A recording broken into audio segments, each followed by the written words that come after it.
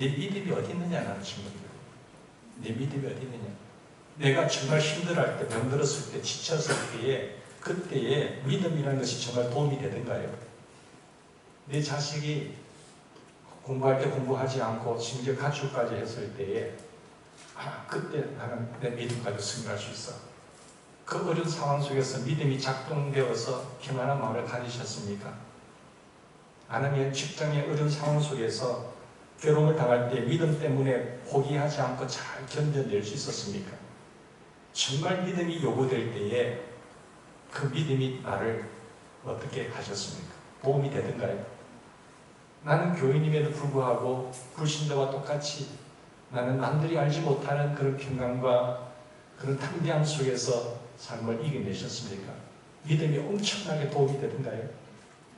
좋을 때는 하하 웃으면서 믿음은 이것이야 라고 말했는데 사실 막상 그것이 고통이, 사건이, 질병이, 어려움이 내게 찾아오면은 그 믿음이, 내가 가지고 있던 그 믿음 전혀 도움이 안 될 때가 있었지 않았습니까? 여러분, 예수를 믿는다는 것이 실제 생활에서 어떤 도움이 되던가요?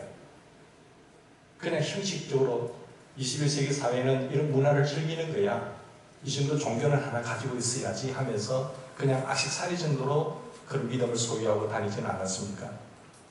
예수를 믿는다는 것이 역경 속에서 어떤 유익이 있던가요? 한번 말해보시죠. 좋을 때 말고, 형통할 때 말고요. 심지어 풍랑이 일 때에, 힘들어할 때에, 갑자기 어떤 난관에 부딪혔을 때에 내가 예수를 믿는다는 그 믿음이 큰 도움이 되던가요? 한번 스스로에게 질문해 보시기 바랍니다. 예수님의 제자들은 분명히 예수를 믿고 따르던 사람들입니다. 그런데 갈릴리 호수에서 강풍이 몰아쳐서 그들에게 배를 덮었을 때에 제자들은 죽겠다고 소리를 쳤습니다. 폭풍 노도 가운데서 소란을 쳤죠. 심지어는 우리 죽겠나이다. 두려워 떨었습니다. 깜짝 놀랐지 않습니까? 공포에 사로잡혔습니다. 절규했습니다.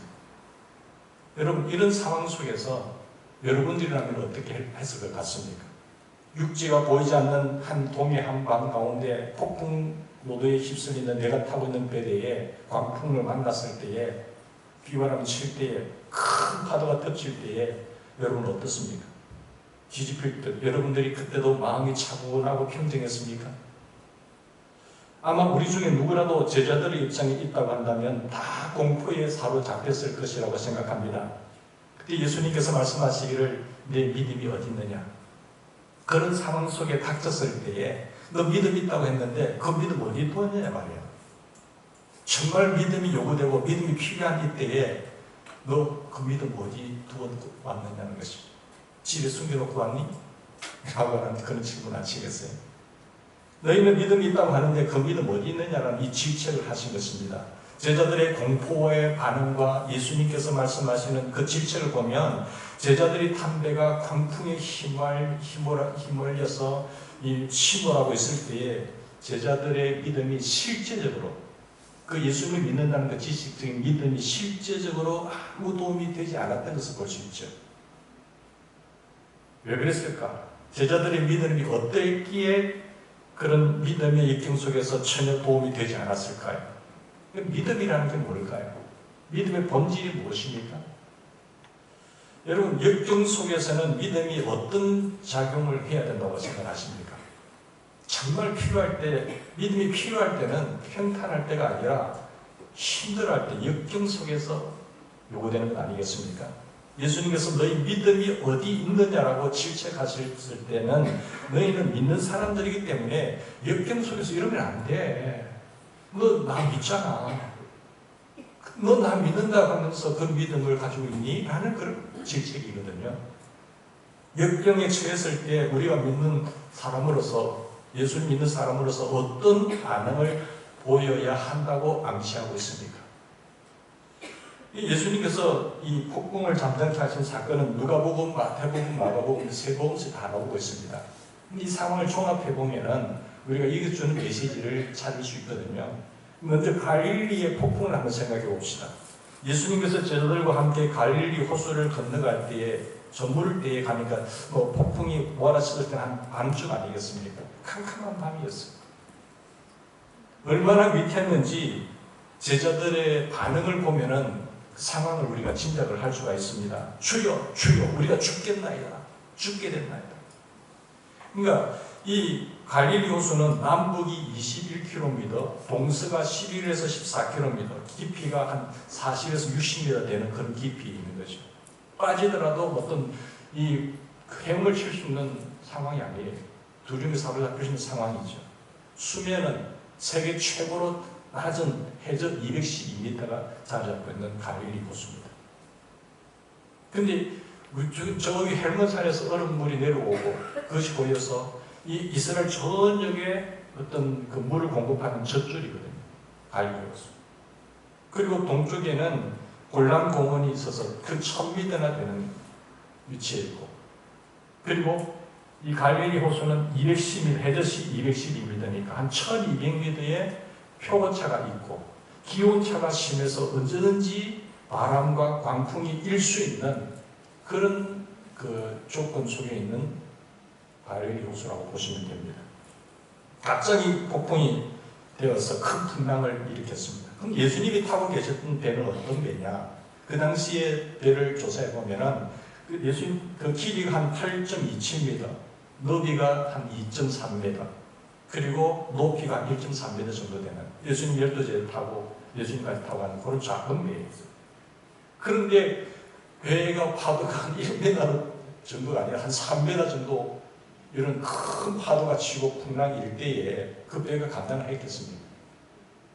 큰 유람선을 타고 간다고 한다면 그런 배는 능히 감당할 수 있을 텐데 아주 작은 배거든요. 나무배. 그러니까 죽겠나이다 라고 할 수 있지 않겠습니까? 사랑하는 여러분, 여러분이 그 배 타고 있다고 한다면 어땠을 것 같습니까? 수심이 한 40에서 60m 정도. 우리 보통 키에 한 엄청난 한 30배 가까운 그런 깊이 아니겠습니까? 그러니까 우리도 내가 그게 그런 상황에 맞닥뜨렸다고 한다면 주여, 주여, 죽겠습니다. 주님 어디 계세요? 그렇게 소란을 피우고 공포에 떨면서 두려워하고 자들하지 않겠습니까?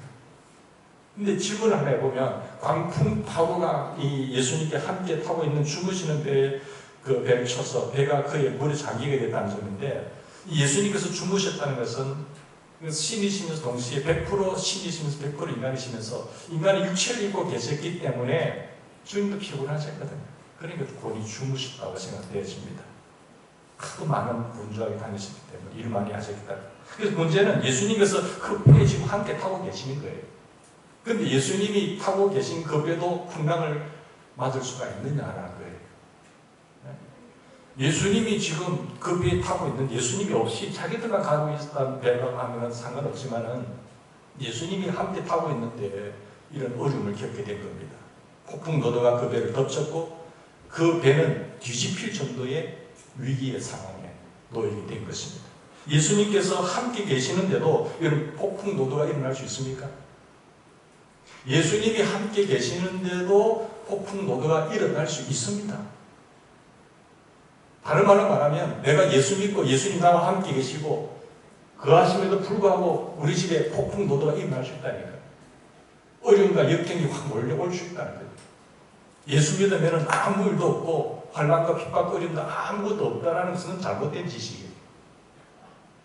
예수님이 내 배에 지금 함께 항상하고 크더라고 있음에도 불구하고 파도가 일 수도 있다는 거죠. 고난과 역경이 찾아올 수 있다는 것 아니겠습니까? 시련과 역경이 다가올 수 있습니다. 예수만 믿으면 아무 문제는 없고 고통도 없고 탄탄대로 순탄하게 잘 된다는 것은 거짓말입니다. 예수만 믿으면 어려움이 없다. 완성된 천국에서는 여러분 이 세상이 아니니까 주님 재림 오시고 완성된 천국에서는 눈물도 없고 고통도 없고 질병도 없고 아픔도 없고 아무 문제가 없어요. 그러나 지금 이 세상이라고 하는 것은 육체가 살아있는 이 동안에는 죄가 간영한 이 세상 속에서는 그런 문제가 일어날 수 있는 것이죠. 예수님께서 본문에서는 제자들과 보이는 모습으로 함께 계셨잖아요. 그때 육체를 입고 오셨으니까. 그럼 지금 어떠세요? 지금 예수님 부활 승천하셔서 하늘나라 가셨는데 지금은 보이지 않는 상태로 함께 하시는 것입니다. 그때는 보이는 상태 속에서 함께 하셨고 지금은 보이지 않는 상황이잖아요. 보이는 상황 속에서도 이렇게 두려워 떨었다고 한다면 지금 예수님 눈에 보이지 않는 상황 속에서 두려워 떠는 것은 당연하지 않겠습니까? 예수님께서 우리와 함께 계신다는 것은 무슨 말인가 하면 성령을 통해서 내가 가면 주님이 경계했죠. 내가 아버지께 구하겠으니 또 다른 보혜사를 너희에게 주사 영원토록 너희와 함께 있으리라 했어요. 영원토록 너희와 함께 있겠다. 이것은 내가 가면 또 다른 보혜사라는 것은 보혜사는 하나님의 영이거든요. 도움의 영, 위로의 영, 함께하는 영입니다. 그분이 오셔서 영원토록 너희와 항상 함께 있으리라. 마태복음 28장 20절에 보면은 보라 세상 끝날까지 내가 너희와 항상 함께 있으리라. 이건 보이지 않는 성령으로서 세상 끝날까지 항상 우리 곁에 함께 하신 너희 속에 있겠다는 거죠. 믿습니까? 예수님께서 성령을 통해서 우리와 함께 하신다는 그런 뜻에서 지금도 우리와 함께 계신다는 뜻입니다. 예수님께서 성령을 통해 우리와 함께 계시지만 우리는 시련과 역경을 당할 수가 있어요. 완전한 천국이 이루어지면 그곳에서는 시련과 역경이 없지만 이 세상이라고 하는 지금 이곳에서는 예수님이 나와 함께 하지만은 예수님 내 마음속에 주님을 모셨지만 그런 코로나가 나를 피해갑니까? 우리나라를 피해갑니까? 아니잖아요. 같이 휘몰아치는 거죠. 예수님께서 우리와 함께 계시면서 우리의 시련과 역경을 제거하실 수도 있지만 시련과 역경을 그대로 두시고 우리를 안보하시고 지키시고 선한 길로 인도하십니다. 하나님이 이렇게 약속하셨습니다. 내가 물 가운데로 지날 때에 내가 너와 함께 할 것이라. 물이 너를 침몰치 못할 것이라. 내가 불 가운데로 지날 때에 너가 타지도 아니할 것이요 불꽃이 너를 사르지도 못하리니 대전하는 여호와 네 하나님이요 이스라엘의 거룩한 자요 내 구원자입니다. 나는 너의 구원자이기 때문에 내 아버지이기 때문에 너의 창조주이기 때문에 물 같은 상황이 올 수 덮칠 수 있는 상황이 있어요. 그러나 불을 태울 수 있는 그런 사르는 상황이 있을지라도 나는 너의 하나님이고 내가 너를 보호하고 내가 너를 지키겠다는 거잖아요. 예수님께서 우리와 함께 계시지만 우리가 물이나 불 가운데로 지나가는 시련이나 역경이 없을 것이다가 아니라 물 같은 그런 시련과 역경이 우리에게 닥쳐올 수 있다. 그러나 그 가운데 두시면서 즉각 해결할 수도 있지만 그 가운데 두시면서도 우리를 구원하실 수 있는 분이라는 것이에요. 물론 예수님께서 재림하시면 우리는 물과 불과 그리고 폭풍 노도뿐만 아니라 일체의 질병, 사고, 재난, 역경 그리고 고통으로부터 완전히 구해주시지만 우리가 이 세상에 있는 동안에는 이런저런 시련과 역경을 동시에 믿는 자들도 당할 수 있는 것입니다. 예수님께서 우리를 시련 중에 그대로 두실 때는 우리를 버리셨거나 우리를 사랑하시지 않는 것이 아닙니다. 내게 어려움이 찾아올 때 하나님 나를 버리셨구나. 하나님 어디 계세요? 주님 왜 나에게만 이런 어려움을 주세요? 하나님 나를 사랑하지 않는 건 아니세요? 라고 하는 그런 믿음이 결핍되는 상황이 있지 않습니까? 그러나 그때도 상황과 여건에 전혀 상관없이 하나님은 나와 함께 하시는 거예요. 어제나 오늘이나 영원토록 함께 하시는 거예요. 상황이 좋으면 그때는 나와 함께 하시고 상황이 어려워지고 고통과 난관이 찾아오면은 그때는 주님이 나를 멀리하고 나를 버리셨다고 생각하는 내 생각이지 내 감정이지 실제로 정의는 진리는 그때도 나와 함께 하시는 겁니다. 우리는 내 감정을 믿고 상황을 믿는 것이 아니라 하나님의 말씀을 믿으셔야 돼요. 우리가 알지 못하는 방식으로 하나님은 우리를 보호하시고 지키시고 인도하시고 연단하시고 너희로 조금 더 부족함이 없게 하기 위해서 우리를 성숙하게 하시기에 더 하나님께서 하나님의 기쁘신 뜻을 이루어간다는 것을 여러분 믿으시길 바랍니다. 이 믿음이 흔들리면 신앙생활 다 끝나는 거죠. 사랑하는 여러분, 우리에게 이런 질문이 있습니다. 예수님께서 성령을 통해서 우리와 늘 함께 하실까? 북한에서 정말 예수 믿는다는 그 이유 때문에 기독교 방송을 듣다가 극동 방송을 듣다가 예수 듣고 싶어서 그 정말 생명양식을 갖다 발각되면 즉결 심판는 게 사명이잖아요. 그러다가 정치범 수용소에 갇힌 사람들은 평생 고생을 하는 거예요. 그래도 주님 그곳에 계시는가요? 이런 의문이 들고 질문이 있을 수 있지 않습니까?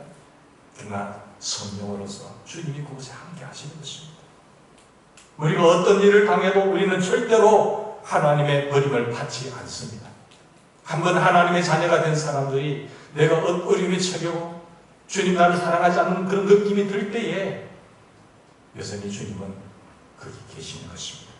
어떤 시련과 어떤 세력도 우리를 하나님의 사랑에서 빼앗을 수가 없는 것입니다. 심지어 산천 초목을 떨게 하는 권력자와 사망조차도 우리를 하나님의 사랑에서 끊을 수가 없어요. 권력자가 우리를 짓누를 때에, 권력자가 우리를 핍박할 때에, 저 북한에 있는 동포들이 그 시련 속에 부딪힐 때도 주님은 그곳에 계시는 거예요. 상황이 우리를 덮을지라도, 죽음이 우리를 불살을지라도 우리는 두려움이 우리를 하나님의 사랑에서 끊을 수 없습니다. 그래서 바울은 이렇게 말합니다. 나는 확신합니다. 사망입니까? 생명입니까? 권세자들입니까? 현재 일이나 장래일입니까? 능력입니까? 높음입니까? 기쁨이나 그 어떠한 피조물이라도 우리를 그리스도 예수의 사랑에서 끊을 수 없느니라. 그 무엇도 나를 하나님의 사랑에서 끊을 수 없어요. 그냥 단지 내 감정이, 내 생각이 그렇게 드는 것뿐이죠. 내 생각이, 내 감정에 사로잡혔다고 해서 시비가 바뀌는가요? 그렇지 않습니다. 예수님께서 담배에 어째서 폭풍노도의 시련이 닥쳐왔을까요? 제자들이 예수님과 함께 있는데 왜 배가 뒤집힐 정도의 시련을 당해야 됩니까? 주님이 담배인데. 예수님께서 우주에 인간을 창조하셔서 주님 어떤 분이세요? 창조하신 분이잖아요. 하나님이잖아요. 창조하신 것만으로 나는 창조한 것만으로 다른데 이제는 뭐 간섭하지 않고 손 놓으신 분입니까? 아니, 운행하시는 분이세요. 다스리는 분이세요. 주관하시는 분이세요. 섭리하시는 분이세요. 그리고 그분은 전능하신 분이세요. 나는 힘이 이제 붙인다. 나는 이것은 못할 거야. 나는 못하겠어. 그런 분이 아니라 전능하신 분이십니다. 그분은 못하실 일이 없으세요. 못 이루실 것이 없으세요. 못 고칠 분이 아니세요. 창조하신 분, 다스리신 분이십니다. 전능자이십니다. 예수님께서 이 땅에 오셔서 질병을 많이 고치셨습니다. 눕는 자도 뜨게 하셨습니다. 듣지 못하는 자, 말하지 못하는 기분도 낫게 하셨습니다. 38년 된 중풍병자도 치료하셨습니다. 한센병도 고치셨습니다. 죽은 자도 살리셨습니다. 그런 상황 속에 전능하신 분이라니까요. 풍랑이 일 때도 그 풍랑을 잠잠케 하시는 분이세요. 자연 만물도 다스리시는 분이세요. 뿐만 아니라 배고픔과 경제적인 위기 상황 속에 있을 때에 물고기 2마리 보리떡 5개로 5,000명을 먹이시는 분이세요. 채워주시는 분이세요. 우리의 배를 채워주시는 분이세요. 그런 전능하신 분이세요. 예수님께서 원하시기만 하면 당장 모든 것을 할 수 있는데 어째서 예수님께서 주무시는 배에 제자들과 함께 타고 계신 배에 폭풍노도가 몰아쳤을까? 여러분 지구의 무게를 아십니까? 지구가 한 몇 킬로 될 것 같아요? 5.97 뭐 이렇게 나오는데 그 6kg에 10의 24성 그게 지구의 무게라고 합니다. 6 곱하기 10, 24개를 한번 붙여보세요. 몇 킬로입니까 지구가? 될 수 있을까요? 근데 그 무게를 가진 지구가 하늘에 떠 있다니까요. 심덩어리 한 1kg만 올려보세요. 들고 돌아다닐 수 있겠습니까? 바로 떨어지죠.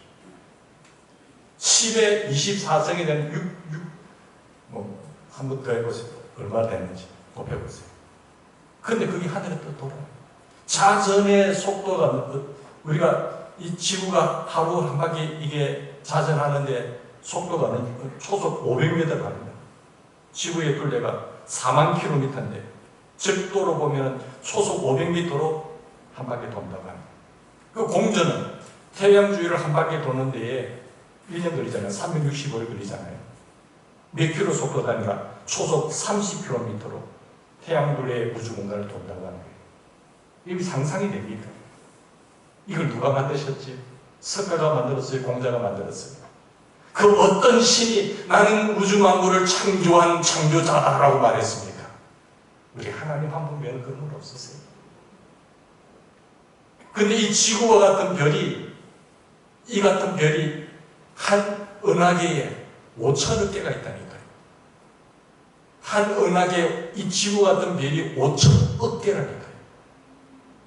근데 이 은하계가 우주에 몇 개 정도 있을까요? 1천억 개가 있습니다. 이게 그냥 생겨났을까요? 주인이 있단 말씀이에요.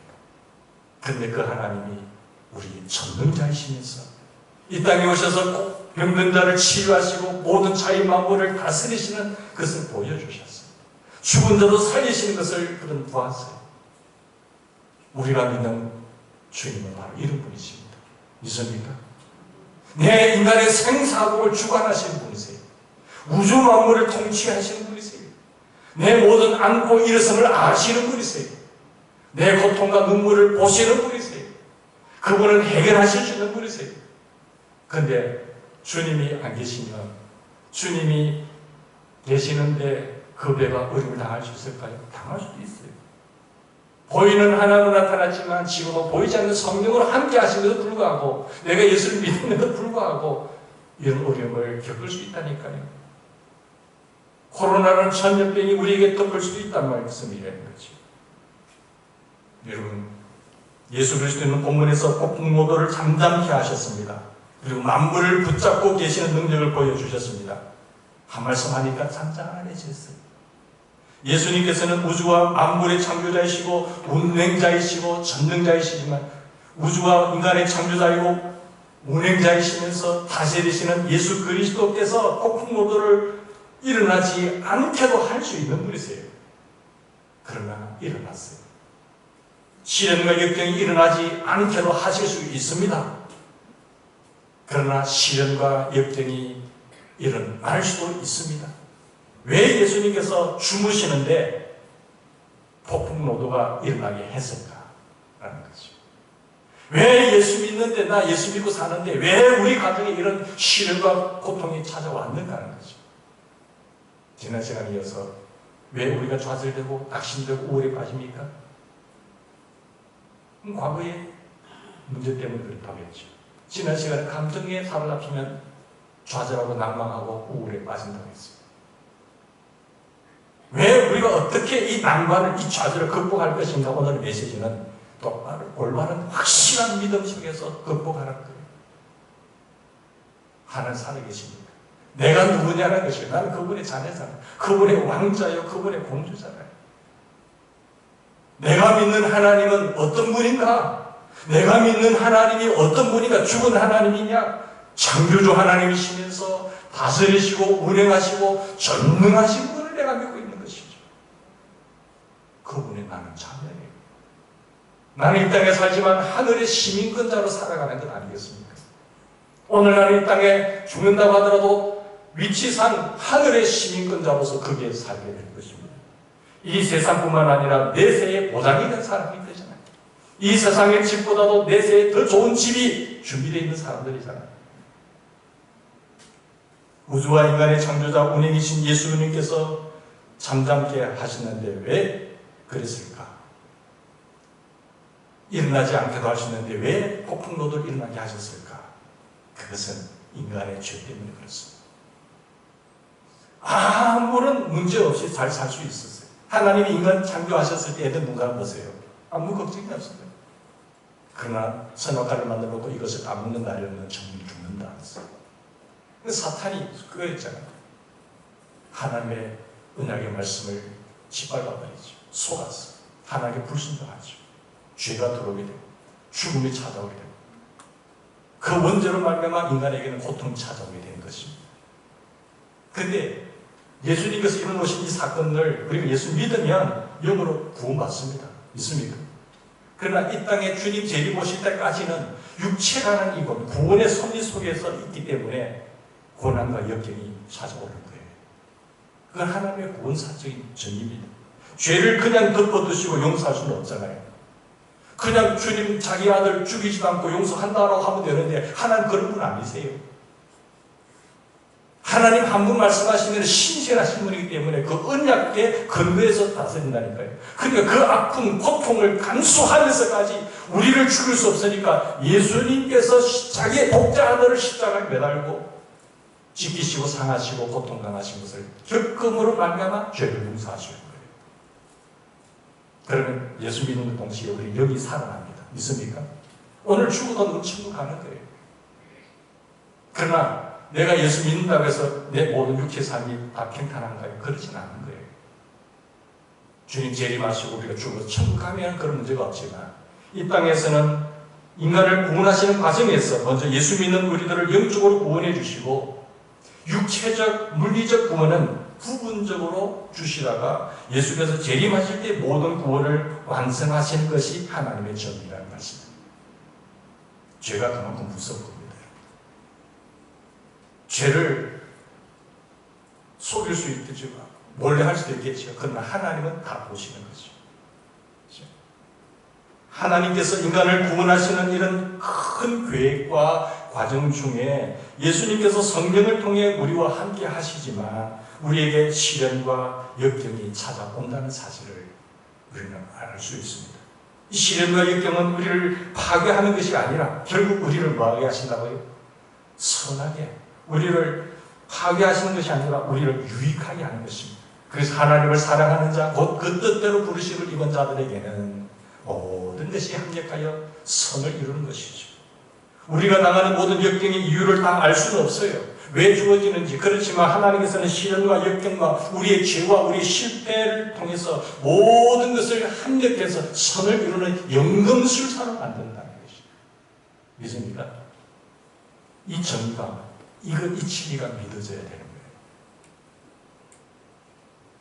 사랑하는 여러분, 하나님께서 우리를 알지 못하는 그 깊은 뜻대로 시련과 역경으로부터 우리를 구출해 주기도 하시겠지만 우리를 시련과 역경 속에서도 징계도 하시고 또한 연단하기도 하셔서 우리가 예수를 더욱더 잘 닮아갈 수 있도록 만들어가는 과정입니다.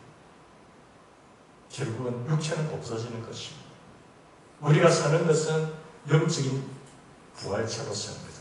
우리의 영이 쓰는 거죠. 하나님은 예수님이 주무시다가 깨어나셨어요. 바람을 꾸짖으셨어요. 잠잠해지셨어요. 그것으로 모른 척 할 수도 있지만 주님께서 제자들에게 귀한 말씀을 합니다. 귀한 질책을 합니다. 바람과 파도를 잠잠하게 하신 후에 무엇을 하셨습니까? 특별히 제자들에게 뭐라고 하셨습니까? 25절 보세요. 너희 믿음이 어디 있느냐? 너희 믿음이 어디 있느냐?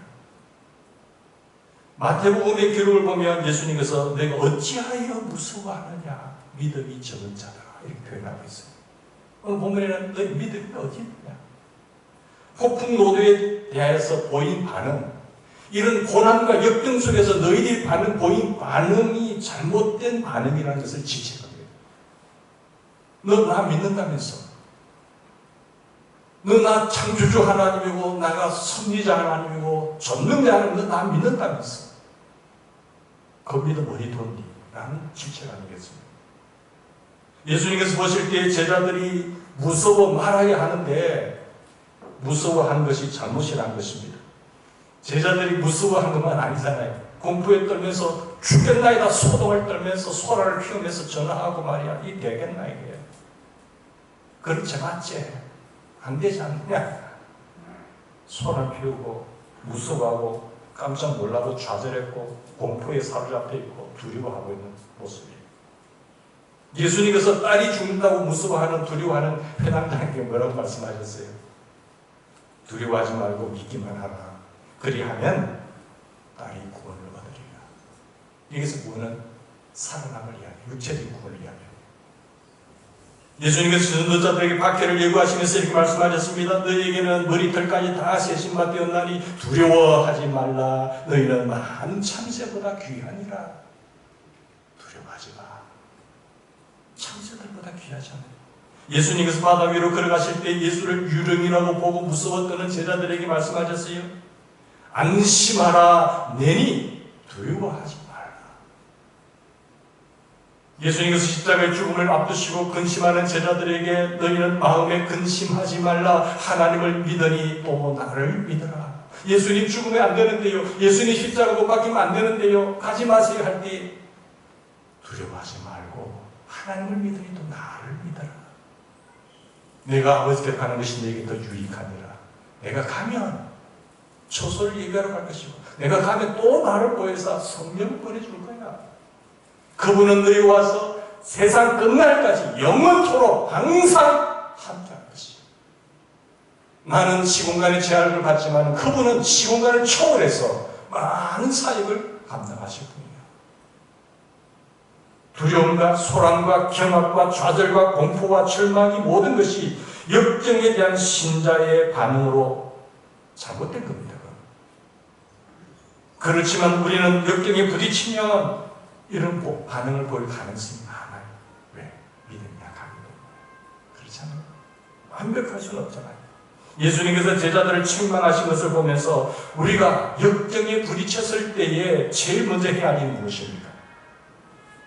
그런 상황에 우리에게 돌입한다면 무엇을 해야 됩니까? 우리 자신이 두렵고 고통스러운 상황에 통제되지 않도록 하는 겁니다. 그 상황에 내가 통제가 되면요, 공포에 들고 두려워지고 낙담하게 되고 좌절에 빠지는 거예요. 그런 상황이 오더라도 그 상황과 분위기에 통제가 되지 않아야 돼요. 통제되지 않고 그 믿음을 사용해서 상황에 대한 두려움, 공포, 그리고 소란, 경악, 좌절, 절망 등의 감정을 뭐 해야 돼요? 통제를 해야 된단 말이에요. 감정에 사로잡히면 안 된다니까요. 감정에 사로잡힌 사람들은요, 어제 마음 다르고 오늘 마음 다르고 오늘 요랬다가도 내일 저녁에 마음 또 어디 바뀔지 몰라요. 여러분, 환경을 통제하는 그런 믿음이 있기를 바랍니다. 그 믿음을 소유하셔야 돼요. 제자들은 아니야 주님이 여기 계셔, 우리 안 죽어, 괜찮아 라는 그런 믿음을 가지시고 그 환경을 통제해야죠. 우리의 감정을 통제해야죠. 예수를 믿는 믿음은 두려움을 거절하는 겁니다. 그게 살아있는 믿음입니다. 사람이기 때문에 순간적으로 놀랄 수 있어요. 사람이기 때문에 순간적으로 두려워할 수 있어요. 공포에 사로잡힐 수 있어요. 그렇지만 그게 머무는 것이 아니라 믿음은 무슨 일이 있더라고 하더라도, 어떤 상황이 내게 몰려온다고 하더라도 계속 놀라거나 계속 두려워하거나 계속 좌절하는 것을 거절하는 것이 믿음이라는 것이죠. 그게 살아있는 믿음이죠. 역사하는 믿음이죠. 역경 앞에서 자신의 감정을 통제하고 기운 차리고 힘을 내는 것이 믿음이라는 것입니다. 그래서 예수님께서 네 믿음 어디 두고 갔어? 너 나 믿는다면서 믿음이 어디 있느냐는 거예요. 제자들의 입장에 보면 이런 생각을 했어야 되는 것입니다. 우리가 주님과 함께 물에 빠져 죽는 것이 가능해? 불가능해. 주님은 어떤 분이야? 우리가 모신 주님은 창조주 하나님이야. 전능하신 분이야. 우리 죽지 않아. 괜찮아. 그렇게 말해야 되잖아요. 우리들의 입장이라고 한다면 우리 어떤 시련이나 역경 앞에서도 이런 생각을 해야 됩니다. 주님이 이 자리에 나와 함께 계셔. 주님이 우리 가정에 함께 계셔. 주님이 우리 교회에 함께 계셔. 교회는 주님의 것이야. 나 주님의 것이야. 이런 시련과 역경이 오더라도 염려할 거 없어. 하나님 살아계셔. 그죠? 주님은 파도와 바다도 잠잠하게 하실 수 있는 분이세요. 모든 것을 절망으로 몰고 갈 것 같지만은 내가 원수될 때 외아들 십자가에 못 박혀 죽으시고 나를 위해서, 우리를 위해서 십자가에 못 박혀 매달으신 그분이 여전히 우리를 사랑하신다니까. 흔들리지 말라는 거예요. 그렇게 말할 수 있어야 되잖아요. 여러분, 믿음이라는 것은요, 상황에 통제되는 것을 거절하는 겁니다. 분위기에 통제되는 것을 내 마음을 통제하는 거예요. 다스리는 거예요. 그게 믿음이죠. 주님의 사랑과 능력을 믿는 것이 믿음이에요. 분위기에 빠지는 것이 아니라, 상황에 사로잡히는 것이 아니라, 그것을 통제해서 하나님을 믿는, 내가 지금 누구의 자녀고 누구를 믿느냐, 내 생명이 누구의 손에 있느냐, 그분을 믿는 것이 믿음인 거예요. 예수님께서 말씀하셨어요. 내 믿음이 어디 있느냐? 집착하는 것은 너희 믿음을 어디 두었느냐는 것이죠. 이런 때에 사용해야 되는데, 이런 어려울 때 사용해야 되는데, 좋을 때 믿음 사용하는 것이 말하는 것이 아니라, 이 어렵고 역경과 곤란한 상황 속에 이때 지금 믿음을 사용해야 되는데, 너 믿음 지금 어디 두고 왔느냐는 그 말이거든요. 그런 질책이 있거든요. 그래서 우리는 주님이 주신 이 선물로 받은 이 믿음을 어디 숨겨놓지 말고 매일 매 순간 특별히 역경과 곤란 속에서 가동시킬 수 있는 이런 믿음이 회복되기를 주의 축원합니다. 자, 믿음의 본질이 무엇일까요? 믿음은 무엇보다도 하나님의 선물입니다. 이 구원적 믿음이에요. 바울은 이렇게 말합니다. 너희가 그 은혜에 의하여 믿음으로 말미암아 구원을 얻었나니 이것은 너희에게서 난 것이 아니라 하나님의 선물입니다. 참 귀한 것이에요. 이 믿음 없이는 주님을 나의 주님이라고 고백할 수가 없어요. 안 믿어지는데 하나님이 믿어지는 거예요. 하나님 사랑이 도저히 안 믿어진다고 하는데 하나님의 그 은총의 선물로 믿어지는 거잖아요. 우리의 행위에 의해서 하나님 자녀 되는 것이 아니라 그 믿음 한 가지로 마음으로 믿어 의에 이루고 입으로 시인해서 구원받는 거예요. 목사님 그렇게 구원론이 간단해요? 간단하지요. 돈을 1억 주고 살아간다면 믿음을 살 수가 있겠어요? 구원받을 수 있겠어요? 그럼 가난한 사람 못 받잖아요.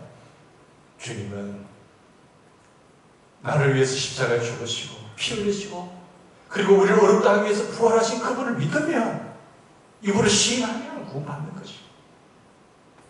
한번 구원받은 백성이 내가 죄 좀 짓는다고 해서 너는 내 자녀 아니다라고 호적에서 파버린다라고 말하니까 우리는 그렇게 파버리고 야, 너 자식 그런 우리 집안에 그런 행동 안 해. 너 그럼 우리 호적에서 파버린다. 그렇게 웃으면서 겁준다고 할 수 있겠지만 주님은 한 번 택한 백성은 버리지 않는 겁니다. 내 의로 구원받은 것이 아니기 때문에 십자가의 공로의 은혜로 구원받았기 때문에 그건 정당한 거예요. 그래서 우리는 하나님의 자녀요, 하나님의 공주요, 아들, 딸들입니다. 이게 구원적 믿음이고 예수 그리스도를 믿고 난 다음에 살아갈 때 활용하는 생활적 믿음이 있습니다. 믿음이 세 가지가 있는데 구원적 믿음이 있고 생활적 믿음이 있어요. 이 생활적 믿음은 받은 구원의 선물을 내가 생활 삶 속에서 역사하는 믿음이에요. 그리고 세 번째는 은사적 믿음이 있거든요. 은사적 믿음. 이거 특별히 하나님의 은사 속에서 주어지는 믿음이죠. 근데 구원적 믿음은 하나님의 선물이고 매 순간 살아가면서 생활적 믿음은 선물과 동시에 작동해야 할 행위입니다. 어떤 그 상황 속에서 작동되어야 나타날 행위가 생활적 믿음인 거예요. 그 사람들은 어떤 사람들은 이 구원적 믿음 선물을 받았는데 정말로 역사될 생활적 믿음이 안 나타나는 사람이 있어요. 왜 안 나타날까요? 믿음이 없으니까. 믿음은 들으면서 나고 들으면 그리스도의 말씀을 공부할 그 근거한 말씀에서 믿음이 생겨나는데 안 나타나는 거예요. 네? 성경 공부를 하고 성경 연구를 하고 성경을 읽어야 될 이유가 여기 있는 거예요. 여러분 이데올로기나 사상에 물든 애들은 자기 생명을 걸어요. 왜? 진리에 그것이 진리라고 믿기 때문에. 그러나 그 이데올로기 사상보다 더 뛰어난 것이 하나님의 말씀이에요. 말씀은 1.1도 땅은 떨어지지 않고 다 이루어요. 변하지 않으세요. 내 감정과 상황에 따라서 말씀이 왔다 갔다 하는 건 아니라는 것이죠. 사실에 근거한 이 진리는 변함이 없습니다. 이 진리가 내가 마음에 확 들어오게 되면 어떤 상황과 감정을 컨트롤을 하게 됩니다. 하나님이 바뀝니까? 안 바뀌어요. 이 진리에 무장을 하지 않으면 왔다 갔다 한다니까요, 사람. 상황과 감정에 따라서 왔다 갔다 통제가 안 되는 거예요. 그래서 말씀을 부지런히 먹고 듣고 연구하라고 훈련을 받아가는 것입니다. 이 활용적 믿음, 최초의 믿음은 선물입니다. 그러나 그 계속적인 믿음은 선물이면서 동시에 그것이 작동하고 활용해야 할 행위라는 것이에요. 의지의 결단이에요. 이 믿음이 충만하길 바랍니다. 최초의 믿음과 계속적인 믿음이 연결되는 것이죠. 너희 믿음이 본문에 어디 있느냐라고 하는 이 믿음은 하신 것은 내가 너희에게 준 선물로 준 믿음을 너희가 역경 앞에서 고난 앞에서 활용해야 하는데 그 믿음을 어디 두고 왔느냐. 그 믿음 어디 두었느냐. 왜 내가 선물로 준 믿음을 생활 속에서 활용하지 않느냐. 그렇게 나 못 믿겠니? 너 믿음 그 어디다 팔아먹었어? 어디 두고 왔어? 그렇게 질책하는 거예요. 왜 내가 선물로 준 믿음을 가동시키지 않느냐는 거예요. 내 믿음 좀 보자는 거죠. 성경의 진리를 여러분 특별한 상황 속에서 적용을 해야 됩니다. 내게 주어진 상황 속에서 적용을 해야 돼요. 그게 살아있는 믿음이거든요. 그걸 주님 요구하시는 거죠. 시련이나 우리는 역경 앞에서 주님의 선물인 믿음을 이렇게 활용하고 가동하는 겁니다. 활동하는 거죠. 가동시키는 거죠. 그래서 좌절하지 않기를 바랍니다. 낙심하지 않기를 바랍니다. 우울해하지 말기를 바랍니다. 여러분 누굽니까? 내가 누굽니까? 주님이 피로 합주고 산 하나님의 자녀 공주의 딸입니다. 아들입니다. 나는 이 땅에 잠시 머물다가 더 좋은 집 주님 계신 곳에 가는 거예요. 뭐 코로나 좀 온다고 얼마나 오래 살 거라고 그 몸을 또 삽니까? 내 생명은 인간의 생사복은 주님의 손에 있는 거죠. 하나님의 손에 있는 거죠. 역경과 폭풍 속에서 하나님이 지키시고 보호하시고 인도하시고 역사하시는 줄 믿으시기 바랍니다. 이 전염병이 내게는 창궐 할지라도 너에게는 일어나지 아니하리라. 애굽의 이 모든 병을 내릴지라도 너에게는 일어나지 않겠다. 하나님을 믿으시고 그 하나님이 나의 주인이세요. 우리 사명이 있으면요 하나님이 데려가지도 않으세요. 알겠습니다. 다 일을 막아봐. 데려가면 더 좋은 데 가. 뭐 좀 헤어짐 속에서 서운함이 있지만 이 땅은 더 훨씬 더 좋은 걸 믿으셔야지. 믿는다고 하면서 이 땅이 그리 좋은지 그렇게 하면 주님 서서하시고. 믿음은 소극적으로는 감정의 문제가 아닙니다. 믿음이 감정만이라고 한다면 모든 것은 잘 안 되고 감정이 변하면요 믿음도 없어져 버려요. 저 사람이 감정 믿었다가 그 사람 믿음 어디 갔는지 어떡합니까? 그 사람은 그 믿음이 감정에 의존하고 있기 때문에 그렇습니다. 감정에 의존하는 사람은 믿음이 왔다 갔다 하는 거죠. 믿음은 지성과 이해를 포함하는 겁니다. 지성과 이해를 포함한 의지의 결단이 믿음이라는 것이죠. 믿음은 뭡니까? 어디에 반응해야 될까요? 상황에 반응해야 될까요? 감정에 반응해야 될까요? 여러분 진리에 반응을 해야 됩니다. 진리에 반응. 믿음은 의지의 작동입니다. 그래서 적극적으로 믿음은 행동하는 것입니다. 행사하는 것입니다. 가동되어야 되는 것입니다. 활용해야 되는 것입니다. 그 믿음을 주님께서 이야기하는 거죠. 구원받은 선물의 믿음은 다 같지만 그 주님의 은혜로 주어지는 것이지만 작동되는 믿음은 그 여러 상황 속에서도 이기는 사람이 있고 좌절하지 않고 꺾이지 않는 사람이 있고 반대한 사람이 있는가 하면 꺾이는 사람이 있는 거죠. 여러분 내가 작동시켜야 할 일종의 행위 믿음은 자동적으로 나타나는 것이 아닙니다. 믿음은 마술적으로 나타나는 것이 아닙니다. 믿음은 우리가 처한 상황 속에서 가동시켜야 하고 활용되어야 된다는 것을 주님 말씀하고 있는 거예요. 여러분 이 살아 역사하는 믿음으로 승리하시고 주님의 기쁨이 되는 저와 여러분 되길 바랍니다. 여러분 바울이 분석한 그리스도인의 믿음의 상태 빌립보서 4장 12절에 보면은 자기는 비천에 처할 줄 알고 풍부에 처할 줄 알고 배고픔과 풍부에도 일체의 비결을 배웠다잖아요. 자, 바울이 상황 속에 비천에 처한 상황, 풍부에 처한 상황, 가난할 때, 부할 때, 그리고 궁핍, 배부름과 배고픔에 그 상황이 여러 가지 있지만 그 상황 속에서 내가 이겨내는 비결을 일체의 비결을 배웠다는 거죠. 그게 뭡니까? 바울에게 이런 배고픔의 상황이 없었습니까? 어려운 난관, 낙심의 그런 고난이 없었습니까? 있었잖아요. 근데 그가 그런 상황 속에서도 일어나는 승리하는 비결을 배운 거예요. 그거는 내게 능력 주시는 자 안에서 내가 모든 것을 할 수 있느니라. 믿음은 어떤 상황이 있든지 감정에 휘둘리지 않는 상태입니다. 항상 자기 통제가 이루어지는 상태예요. 저는 참 무모하리만큼 여러 역경이 있을 때도 참 평안해. 그냥 하나님 축복이라는 생각을 감사한 거죠. 자제력을 상실한 그리스도인은요 불행한 그리스도인입니다. 그리스도인은 그리스도인인데 불행한 그리스도인이에요. 두려움과 소란과 경악과 좌절과 절망에 빠진 그리스도인은 불행한 그리스도인이에요. 행복한 그리스도인이 아니에요. 금방 물에 빠져 죽을 것 같은 상황에서도 너희는 경악과 소란과 좌절하면 안 된다라고 하는 메시지잖아요. 너가 지금 누구냐는 거예요. 내가 지금 누구냐는 거지. 내 생명이 지금 누구의 손에 달려있다는 거냐는 거지. 그 메시지, 네 믿음이 어디 있느냐는 것이죠. 아무리 위험한 상황이 있어도 그러면 안 된다고 하시는 것이 주님의 말씀입니다. 우리가 두려움과 경악과 소란과 좌절의 반응을 보이는 것이 왜 잘못입니까? 그것이 믿음의 결핍 때문이기 때문에 잘못된 거예요.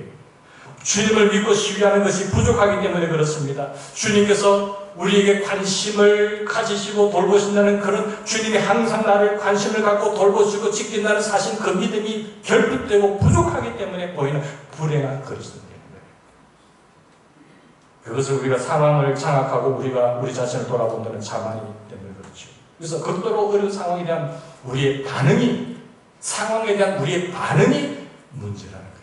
상황은 여러 상황이 있을 수 있어요. 그러나 그 반응도 여러 100명 모이면 100명 다 달라요. 그게 문제라는 거죠. 히브리서 11장 보세요. 믿음의 사람들, 그 장들 보십시오. 다 믿음의 시련이 없었습니까? 그들에게도 믿음의 시련이 다 있었어요. 그 시련이 왜 주어지는 것인가? 너희로 온전하고 구별하여 조금도 부족함이 없기 위해서 주어지는데, 그 믿음의 시련을 다 통과한 사람들이, 그래서 믿음이 거장이 되잖아요. 믿음은 바라는 것 실상이요 보지 못한 것 증거요. 믿음으로 아브라함은, 믿음으로 요셉은, 믿음으로 야곱은, 참 믿음의 사람들이 나오잖아요. 그 시련을 다 겪고 믿음의 선물을 받은 후에 믿음의 테스트를 받은 사람들입니다. 믿음의 테스트를 받아서 승리한 사람들이 영적인 지도자가 되셔야 돼요. 이 테스트를 받고 실패한 사람들이 지도자가 되면 굉장히 피곤합니다. 하나님이 그 사람들이 막혀가지고 일을 못해요. 그러나 믿음의 테스트를 받고 합격한 사람들이 시련을 겪고 딱 준비가 되면은 하나님의 일이 척척척척 이루어지는 거죠.